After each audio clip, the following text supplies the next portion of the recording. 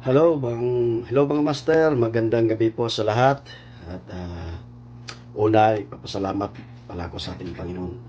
At lalo na sa inyo mga master, salamat po sa inyong lahat na yung mga sumusuporta po doon sa para sa anak ko. Salamat po talaga master, lalo na sa ating Master Watanabe.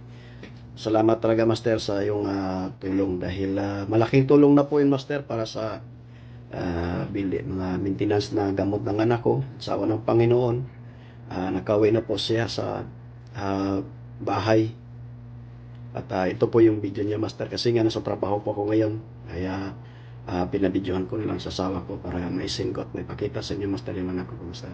Salamat mga master sa pagtabang, sa pagawas namin sa ospital. Thank you.